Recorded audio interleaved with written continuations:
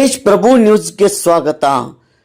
The Hukkeri ಗ್ರಾಮೀಣ ವಿದ್ಯುತ್ ಸಹಕಾರಿ ಸಂಘದ ಚುನಾವಣೆ ಪ್ರಯುಕ್ತವಾಗಿ ಇಂದು ಹಿಟ್ನಿ ಗ್ರಾಮಕ್ಕೆ ಲೋಕೋಪಯೋಗಿ ಸಚಿವರು ಹಾಗೂ ಬೆಳಗಾವಿ ಜಿಲ್ಲಾ ಉಸ್ತುವಾರಿ ಸಚಿವರಾದ ಸತೀಶಣ್ಣ ಜಾರಕಿಹೊಳಿ ಇವರು ಆಗಮಿಸಿ ಸಭೆಯನ್ನು ಉದ್ದೇಶಿಸಿ ಮಾತನಾಡಿದರು. ಇದೇ ಸಂದರ್ಭದಲ್ಲಿ ಸಂಜಯ್ ಯಲ್ಲಪ್ಪ ಪೂಜಾರಿ ಕಾಂಗ್ರೆಸ್ ಮುಖಂಡರು ಇವರ ಮನೆಗೆ ಭೇಟಿ ಆಗಿ ಅವರಿಂದ ಸತ್ಕಾರವನ್ನು ಸ್ವೀಕರಿಸಿದರು.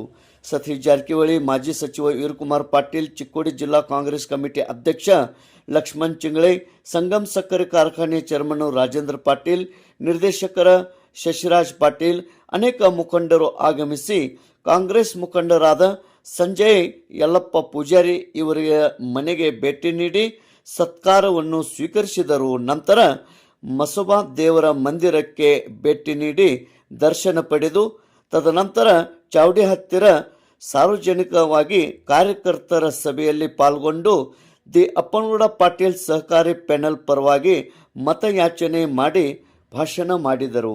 ಇದೇ ಸಂದರ್ಭದಲ್ಲಿ ಕಾಂಗ್ರೆಸ್ ಮುಖಂಡ ಸಂಜಯ್ ಯಲ್ಲಪ್ಪ ಪೂಜಾರಿ, ಪಾಂಡು ನಾಯ್ಕ್, ಸಂಜು ನಾಯ್ಕ್, ಗ್ರಾಮ ಪಂಚಾಯತ್ ಮೆಂಬರ್ ರಾಜೇಂದ್ರ ಪಾಟೀಲ್, ಶಿವಾಜಿ ಪಾಟೀಲ್, ವಿಜಯ್ ಮಂಗಸೂಳೆ, ಮಹಾದೇವ್ ನಾಯ್ಕ್, ವೈಭವ್ ಪಾಟೀಲ್, ಅಂದು ಕರಾಡೆ, ಅವಿನಾಶ್ ಪೂಜಾರಿ, ಗ್ರಾಮ ಪಂಚಾಯತ್ ಸದಸ್ಯರು ಚಿದಾನಂದ ಮಲ್ಲಪ್ಪ ಪೂಜಾರಿ, ಪ್ರವೀಣ್ ಪೂಜಾರಿ, ತುಷಾರ್ ಪೂಜಾರಿ, ಸಂದೀಪ್ ಪೂಜಾರಿ, ಪ್ರವೀಣ್ ಹುಲ್ಲೆ, ಅಂದು ಹುಲ್ಲೆ, ಪೋಪಟ್ ಹುಲ್ಲೆ, ಸಂಜಯ್ ಯಲ್ಲಪ್ಪ ಪೂಜಾರಿ ಅವರ ಬಳಗದವರು, ಅದೇ ರೀತಿ ಅರುಣ್ ಪೂಜಾರಿ, ಮನೋಜ್ ತಳಗಡೆ ಹಾಗೂ ಕಾರ್ಯಕರ್ತರು, ಗ್ರಾಮಸ್ಥರು, ಅಭಿಮಾನಿಗಳು ಈ ಒಂದು ಸಭೆಯಲ್ಲಿ ಪಾಲ್ಗೊಂಡಿದ್ದರು.